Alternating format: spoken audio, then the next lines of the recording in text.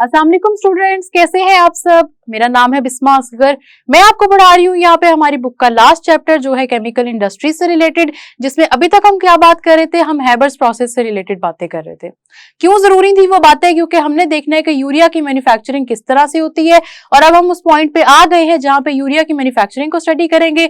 Haber's process में जितनी बातें पढ़ी है अब उन सबको यहाँ से रिलेट करेंगे और अब देखेंगे कि यूरिया की मैन्युफैक्चरिंग किस तरह होती है।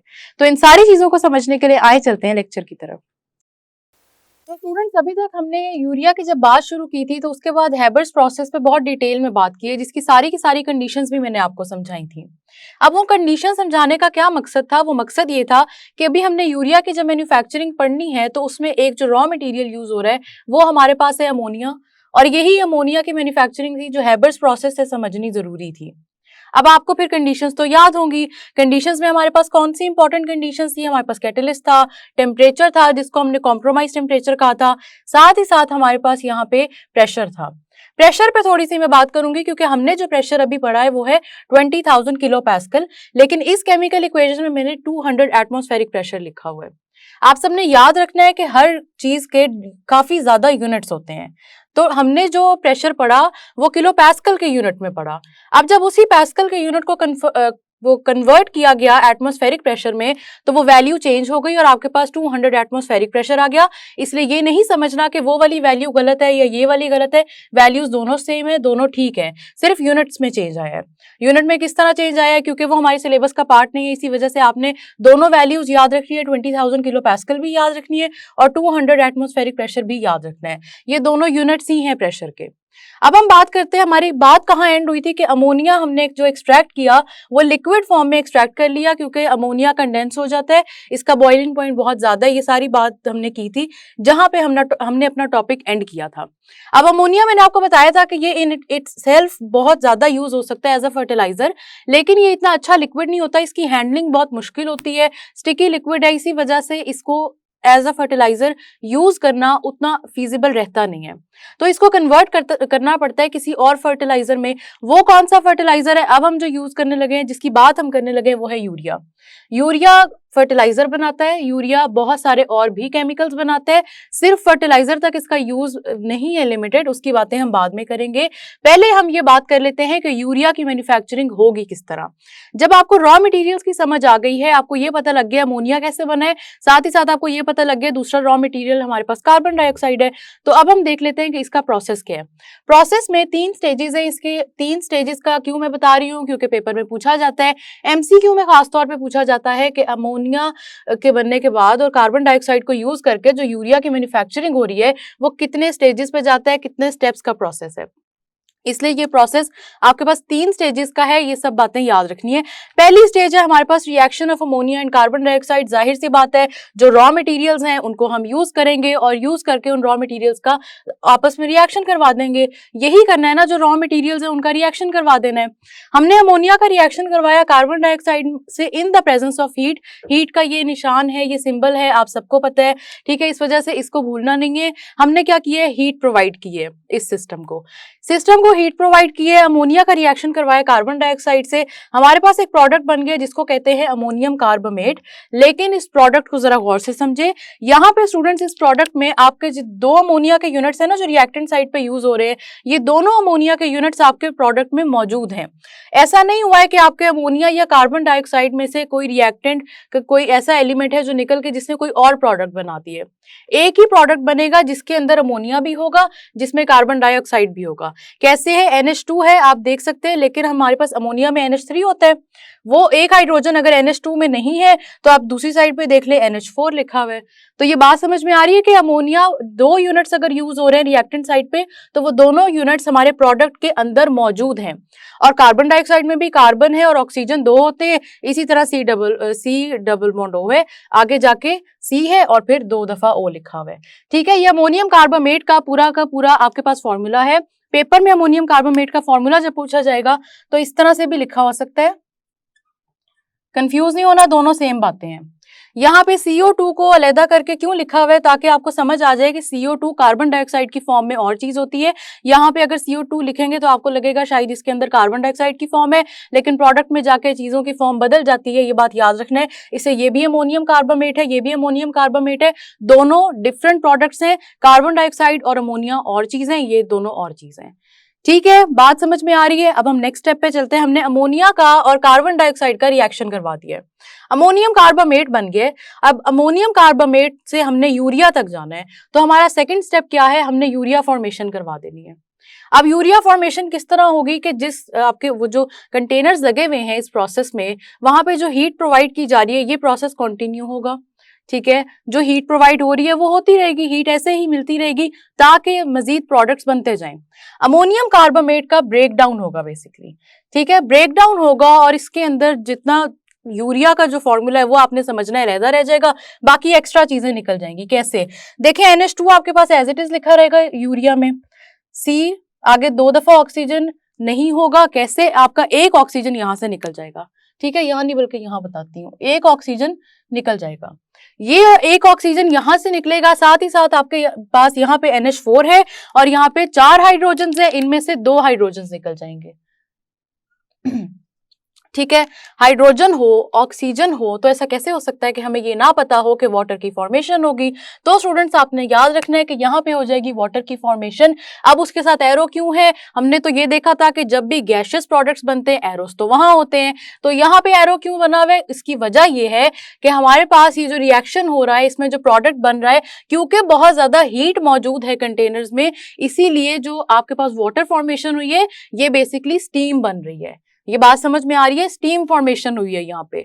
ठीक है, तो आपका जो वाटर है वो गैशियस फॉर्म में है और इस तरह से ये वाला जो फॉर्मूला है ये यूरिया का है। यूरिया और अमोनियम कार्बामेट में क्या डिफरेंस है इसको भूलना नहीं है। आपका फॉर्मूला NH2 से स्टार्ट हो रहा है, सेम है, फिर कार्बन है ऐसे ही है, फिर ऑक्सीजन 2 दफा है, लेकिन यूरिया में ऑक्सीजन 1 हो जाएगी, एक ऑक्सीजन निकल जाएगा, साथ ही साथ NH4 है और वो NH2 में कन्वर्ट हो जाएगा और इस तरह आपके यूरिया का फॉर्मूला हो जाएगा कंप्लीट। ठीक है, अब हमारे पास जो यूरिया कलेक्ट होता है स्टूडेंट्स वो होता है लिक्विड फॉर्म में। लिक्विड फॉर्म में क्यों होता है कलेक्ट, क्योंकि हीट बहुत ज्यादा है, वही बात पहले की कि टेम्परेचर बहुत ज्यादा है। अब क्योंकि टेम्परेचर बहुत ज्यादा है और जो यूरिया कलेक्ट हुआ है वो लिक्विड फॉर्म में है, तो क्या चीज जरूरी है कि इसको ऐसी फॉर्म में कन्वर्ट किया जाए जिसमें ये यूज हो सके। यही वजह है कि यूरिया की फॉर्मेशन तो हमारा सेकंड स्टेप है, लेकिन यहां पे बात खत्म नहीं होती, बात हमारे थर्ड स्टेप तक जाती है जो है ग्रेन्युलेशन ऑफ यूरिया। ग्रेन्युलेशन का क्या मतलब होता है, ग्रेन्यूल फॉर्मेशन। ग्रेन्यूल्स आप सबको पता है बहुत छोटे छोटे दानों की फॉर्म में जो चीज बन जाए होती, वो भी सॉलिड है। आपके पास यूरिया वैसे लिक्विड फॉर्म में है, ये सॉलिड में कन्वर्ट हो जाएगा, छोटे छोटे ग्रेन्यूल्स बनाएगा। अब ये किस तरह से होगा, जिस टावर में ये रिएक्शन हो रहा होगा, आप सबने पहली बात तो जो स्टूडेंट्स याद रखनी है ना वो ये है कि यूरिया की फॉर्मेशन में और मैन्युफैक्चरिंग में आपके different containers and different towers हैं, जैसे हमने पिछले प्रोसेसेस में पढ़ा था। ठीक है, अब हर टावर का रिएक्शन डिफरेंट है, तो अब जब हम ग्रेन्युलेशन की तरफ जाएंगे तो यहाँ पे भी टावर डिफरेंट होगा। एक टावर में आपके पास यूरिया बन गया, लिक्विड फॉर्म में बना, उधर से उसको निकाला गया और दूसरे टावर में शिफ्ट कर दिया गया। क्यों शिफ्ट किया गया, क्योंकि दूसरे टावर में आपने इस लिक्विड यूरिया को स्टीम से गुजारना है, और स्टीम मैंने आप सबको पहले ही बताया है कि वाटर जब गैस फॉर्म में होता है, बहुत ज्यादा हीटेड होता है, तो हम कहते हैं कि वो स्टीम है, वो कोई डिफरेंट चीज तो होती नहीं है। तो अब यहाँ पे होगा क्या कि उस टावर में स्टूडेंट्स टॉप से लिक्विड यूरिया स्प्रे किया जाएगा, स्प्रे की फॉर्म में। ठीक है, लिक्विड यूरिया उस टावर के टॉप से डाला जाएगा और बॉटम से स्टीम गुजारी जाएगी। ठीक है, ये बात आपको खुद ही समझ लग गई होगी कि बॉटम से स्टीम क्यों, क्योंकि गैस ऑलवेज ट्रेवल्स अपवर्ड्स। ठीक है, गैस अपवर्ड ट्रेवल करती है, वो डाउनवर्ड ट्रेवल नहीं करती, इसीलिए टावर के बॉटम से हमने यहाँ पे स्टीम इंट्रोड्यूस की है और टावर के टॉप से लिक्विड यूरिया। अब जैसे ही ये यूरिया और वाटर मतलब स्टीम एक दूसरे के आमने सामने से गुजरेंगे ना, तो क्योंकि स्टीम का टेम्परेचर ज्यादा है तो स्टीम क्या करेगी स्टूडेंट्स, इस यूरिया को ग्रेन्यूल्स फॉर्म में कन्वर्ट कर देगी। ये ग्रेन्यूल सॉलिड है, जाहिर सी बात है, हम सबको ऑलरेडी पता है इस बात का, ये सॉलिड फॉर्म है ग्रेन्यूल्स में, और इन्हीं ग्रेन्यूल्स को फिर अलग करके ये यूरिया मजीद यूज किया जाता है फिर फर्टिलाइजर्स बनाने के लिए। अब ये क्यों कहा मैंने कि ये फर्टिलाइजर्स बनाने के लिए यूज होता है, क्योंकि यूरिया एक रॉ मटेरियल है। ठीक है, यूरिया सिर्फ इसका ये काम नहीं है कि यूरिया यूज हुआ और इससे बन गए आपके फर्टिलाइजर्स और यही फाइनल फॉर्म है, ये फाइनल फॉर्म नहीं होती। यूरिया से फर्टिलाइजर्स बनते हैं, बिल्कुल बनते हैं, लेकिन और बहुत से केमिकल्स बनते हैं यूरिया से, ये बात याद रखनी है। यूरिया की अभी हम सिर्फ बात करें तो ये व्हाइट क्रिस्टलाइन सॉलिड होता है, ठीक है, व्हाइट क्रिस्टलाइन सॉलिड है। और व्हाइट क्रिस्टलाइन सॉलिड जो यूरिया हमारे पास आता है इस रिएक्शन के एंड पे, वो ठीक है काफी ज्यादा यूज हो जाता है फर्टिलाइजर की फॉर्मेशन में, फर्टिलाइजर बन गया। उसके अलावा ये क्योंकि रॉ मटेरियल है, ये और बहुत सी चीजों की फॉर्मेशन में काम आएगा, ठीक है, ये बात समझ में आ रही है। तो आपके पास ये क्योंकि और बहुत सी चीजों की फॉर्मेशन में काम आता है, इसी वजह से यूरिया एक बहुत इंपॉर्टेंट हमारे पास रॉ मटेरियल है इंडस्ट्रियली, इसीलिए इसकी मैन्युफैक्चरिंग पड़ी है। दूसरी इंपॉर्टेंट बात क्या है स्टूडेंट्स, आप सबने याद रखना है कि फर्टिलाइजर्स नाइट्रोजनस होते हैं मोस्टली। फर्टिलाइजर की डिटेल काफी मैंने आपको ऑलरेडी बताई भी थी। फर्टिलाइजर्स मोस्टली नाइट्रोजनस होते हैं क्योंकि नाइट्रोजन एक इंपॉर्टेंट न्यूट्रिएंट है जो सॉइल को जिसकी जरूरत होती है।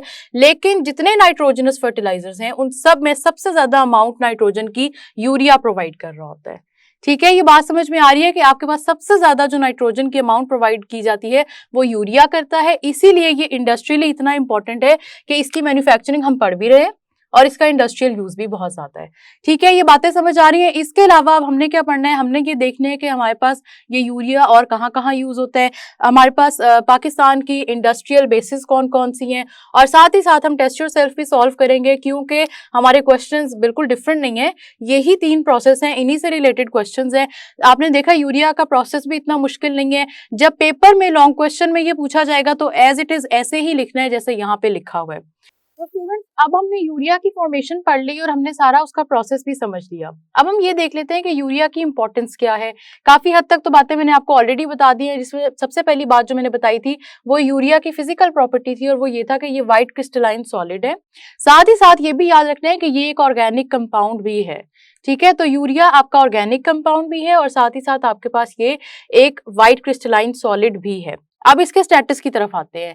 यूरिया फर्टिलाइजर के तौर पे यूज होता है, एनिमल फीड एडिटिव के तौर पे यूज होता है। अब इन दोनों चीजों में इसका यूज क्यों है, इसका यूज केस इतना ज्यादा इसीलिए है और यूरिया की इंपॉर्टेंस इतनी ज्यादा इसीलिए है क्योंकि ये बहुत ही ज्यादा हार्मलेस है, इसके नुकसानात नहीं है कोई।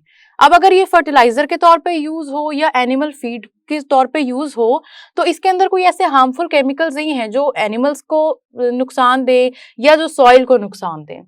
जब हम इसको फर्टिलाइजर के तौर पे यूज करते हैं ना यूरिया को, तो ये क्योंकि बिल्कुल ही हार्मलेस है तो हर तरह का क्रॉप, हर तरह के आपके पास जो ट्रीज वगैरह है, हर तरह की चीज सॉइल में से इससे अपना यूज ले लेती है क्योंकि ये इतनी यूजफुल चीज है। इसके अंदर नाइट्रोजन कंटेंट ही बहुत ज्यादा है, इसके अंदर वो इंपॉर्टेंट न्यूट्रिएंट्स मौजूद हैं जो सॉइल को चाहिए, ठीक है, ये बात याद रखनी है। उसके बाद मैंने आपको पहले ही बताया कि यूरिया सिर्फ फर्टिलाइजर के तौर पे यूज नहीं होता, ये रॉ मटेरियल भी है और जब ये रॉ मटेरियल है तो जाहिर सी बात है ये और बहुत सी चीजों को बनाने में काम आएगा, जिसमें जब हम बात करते हैं तो हम सबसे जरूरी बात करते हैं एक्सप्लोसिव्स की सबसे पहले, ठीक है, याद रखना है एक्सप्लोसिव्स बनाने में काम आता है। और उसके अलावा क्या याद रखना है कि ये ऑटोमोबाइल सिस्टम्स में भी यूज होता है। हमने पढ़ा था एटमॉस्फेयर के चैप्टर में कि एग्जॉस्ट गैसेस में बहुत सारे आपके ऑक्साइड्स मौजूद होते हैं जो कि पॉल्यूटेंट्स होते हैं, उनमें से नाइट्रोजन के ऑक्साइड्स भी थे, नाइट्रोजन मोनोऑक्साइड, नाइट्रोजन डाइऑक्साइड। तो क्या होता है कि एग्जॉस्ट गैसेस में से ये क्योंकि नॉक्स नाइट्रोजन के ऑक्साइड्स निकलते हैं, इसी वजह से हम क्या करते हैं कि यूरिया यूज करते हैं ऑटोमोबाइल इंजन में, ताकि क्या हो, ताकि नॉक्स मतलब के नाइट्रोजन के ऑक्साइड्स की प्रोडक्शन बहुत कम हो जाए और इस तरह से पॉल्यूटेंट्स कंट्रोल में आ जाते हैं। तो समझ लगी कि पॉल्यूटेंट्स को कंट्रोल करने के बहुत सारे तरीके हैं, लेकिन यूरिया एक ऑर्गेनिक कंपाउंड है, ये याद रखना है। और साथ ही ये भी याद करना है कि इस कंपाउंड को कहाँ पे पढ़ा था। अगर आप सबको याद हो, मैं इसको ऑर्गेनिक कंपाउंड कह रही हूँ बार बार, तो इसको एज एन ऑर्गेनिक कंपाउंड याद रखना इतना मुश्किल काम नहीं है। कैसे, जब हमने ऑर्गेनिक केमिस्ट्री स्टार्ट की थी तो उसके बिल्कुल स्टार्ट में हमने ये बात पढ़ी थी कि जो फर्स्ट ऑर्गेनिक कंपाउंड इंडस्ट्री में बना था, जिसने वाइटल फोर्स थ्योरी को निगलेक्ट किया था, निगेट कर दिया था, वो हमारे पास कंपाउंड था ही यूरिया। याद आया, यूरिया की बहुत ज्यादा इंपॉर्टेंस है इसी वजह से। तो यूरिया क्योंकि पहला ऑर्गेनिक कंपाउंड है और हम इसको ऑलरेडी पढ़ चुके हैं, इसलिए ये याद रखना तो मुश्किल ही नहीं है कि ये एक ऑर्गेनिक कंपाउंड है। बाकी व्हाइट क्रिस्टलाइन सॉलिड होता है, वो उसकी फिजिकल प्रॉपर्टी है, ये एज इट इज याद रखना है। अब हमारे पास पास पाकिस्तान में बहुत सारे इंडस्ट्रियल यूनिट्स हैं जिनमें यूरिया मैन्युफैक्चर होता है, जिसमें से 4 बहुत इंपॉर्टेंट है, मेजर यूनिट्स हैं पेपर में, क्योंकि एमसीक्यूज में पूछे जाते हैं, इसलिए इनका ध्यान रखना है। फौजी फर्टिलाइजर कंपनी है, एंग्रो केमिकल्स, बिन कासिम और दाऊद हरक्यूलिस कंपनी। ये 4 इंपॉर्टेंट इंडस्ट्रियल यूनिट्स हैं, पेपर में एमसीक्यूज में पूछे जाते हैं, शॉर्ट क्वेश्चन में भी पूछा जा सकता है कि what are 4 major industrial units to manufacture urea in Pakistan. ठीक है, ये 4 इंपॉर्टेंट है, ये आपने एज इट इज याद रखने हैं। अब हम चलते हैं टेस्ट योर सेल्फ की तरफ, क्योंकि क्वेश्चंस वही थे जो ऑलरेडी हम बातें डिस्कस कर चुके हैं, इसी वजह से इसी के साथ मैं आपको पढ़ा रही हूँ। पहला क्वेश्चन था what happens when ammonium carbonate is heated with steam. तो आप सबने याद रखना है कि जब मैंने आपको पढ़ाया था सेकंड स्टेप यूरिया की मैन्युफैक्चरिंग में, जिसमें हमने देखा था कि हमारे पास अमोनियम कार्बोनेट जो है वो हीट अप हो रहा है, तो वहां पे स्टीम यूज होती है, ये बात याद रखनी है। अमोनियम कार्बोनेट की जो हीटिंग है उसमें स्टीम यूज होती है, इसीलिए आपने देखा था कि प्रोडक्ट साइड पे भी आपके पास वाटर इन गैसियस फॉर्म था। तो ये बात याद रखनी है कि अमोनियम कार्बोनेट हीट होता है, जब उसको हीट प्रोवाइड की जाती है वो यूरिया में कन्वर्ट हो जाता है। लेकिन यूरिया में कन्वर्ट कब होता है कि जब आप हीट तो प्रोवाइड कर रहे हैं लेकिन स्टीम भी प्रोवाइड कर रहे हैं। तो यहाँ पे कौन सा केमिकल रिएक्शन लिखेंगे, यहाँ पे आप लिखेंगे अमोनियम कार्बोनेट का ब्रेकडाउन, जिससे वो यूरिया में और वाटर वेपर्स में कन्वर्ट हो जाता है। ठीक है, सेकेंड क्वेश्चन की तरफ चलते हैं। Stages involved in urea formation, 3 stages हैं जो कि यूरिया फॉर्मेशन में इन्वॉल्व्ड हैं। सबसे पहली स्टेज क्या है कि अमोनिया और कार्बन डाइऑक्साइड का रिएक्शन होगा, क्या होगा इसका प्रोडक्ट होगा अमोनियम कार्बोनेट। सेकंड स्टेज क्या है कि अमोनियम कार्बोनेट का ब्रेकडाउन होगा, और कैसे होगा, in the presence of steam, जिसकी वजह से यूरिया बन जाएगा और वाटर बन जाएगा। थर्ड स्टेप क्या है कि इसी यूरिया की अब ग्रेन्युलेशन होगी, पहले ये लिक्विड फॉर्म में है, अब ये ग्रेन्यूल्स फॉर्म में कन्वर्ट हो जाएगा। तो ये 3 इंपॉर्टेंट स्टेजेस हैं यूरिया की मैन्युफैक्चरिंग में जो याद रखनी है। And last question is percentage of nitrogen in urea. Important question है, पहले ही बता चुकी हूं मैं आप सबको कि सबसे ज्यादा नाइट्रोजन कंटेंट यूरिया में मौजूद होता है। ठीक है, तो कितना कंटेंट है, 46.6% है, ये हम बात पिछले लेक्चर में पढ़ चुके हैं कि 46.6% नाइट्रोजन क्योंकि यूरिया के अंदर प्रेजेंट होता है, इसी वजह से यूरिया को एक बहुत ही इंपॉर्टेंट फर्टिलाइजर के तौर पे यूज किया जाता है और इससे फर्टिलाइजर्स मैन्युफैक्चर होते हैं। तो यूरिया का क्वेश्चन स्टूडेंट्स इंपॉर्टेंट है, पेपर पॉइंट ऑफ व्यू से भी इंपॉर्टेंट है। इससे रिलेटेड डिफरेंट स्टेटमेंट्स में जिस तरह एमसीक्यूज आते हैं वो हम नेक्स्ट लेक्चर में डिस्कस करेंगे, लेकिन अभी के लिए आप सबने याद रखना है कि यूरिया को एक दफा रिवाइज जरूर कर लेना और इसके स्टेजेस नहीं भूलने, क्योंकि आपने देखा होगा कि हमारे पास सॉल्वेज प्रोसेस हो जाए या यूरिया की मैन्युफैक्चरिंग हो जाए, ये सारे के सारे प्रोसेस बहुत ईजी हैं, ज्यादा इनके लंबे स्टेप्स तो है नहीं, बहुत छोटे छोटे स्टेप्स हैं और प्रोसेस हो जाता है कंप्लीट। तो इन सारे के सारे स्टेप्स की आपने प्रैक्टिस जरूर करनी है, क्योंकि ये पेपर पॉइंट ऑफ व्यू से बहुत इंपॉर्टेंट क्वेश्चन है। और इसके जो मैंने आपको ये 4 मेजर इंडस्ट्रियल यूनिट्स बताए हैं, इनको भी जरूर याद कर लेना है। एक और प्रॉपर्टी स्टूडेंट्स यूरिया की ये है कि ये बेशक हार्मलेस है, नॉन टॉक्सिक है, इसी तरह से ये नॉन एक्सप्लोसिव भी है, तो इसकी स्टोरेज बहुत इजी होती है। लेकिन एक इशू आता है जब भी इसको स्टोर करना हो, वो इसकी एक प्रॉपर्टी की वजह से आता है, जो है कि ये हाइग्रोस्कोपिक है। हाइग्रोस्कोपिक का क्या मतलब होता है, हाइग्रोस्कोपिक मीन्स कि ये बहुत ज्यादा वाटर को अपने अंदर एब्जॉर्ब कर सकता है, क्योंकि ये वाटर सॉल्युबल होता है। तो वाटर सॉल्युबल होने की वजह से मसला ये आता है कि इसकी स्टोरेज के लिए आपको इस तरह से स्टोरेज करनी पड़ती है कि जहां पे वाटर बिल्कुल ना होने के बराबर हो, वरना यूरिया स्टोर नहीं हो सकता, यूरिया वाटर सॉल्युबल हो जाएगा और फिर ये फर्टिलाइजर के तौर पे यूज नहीं हो सकेगा।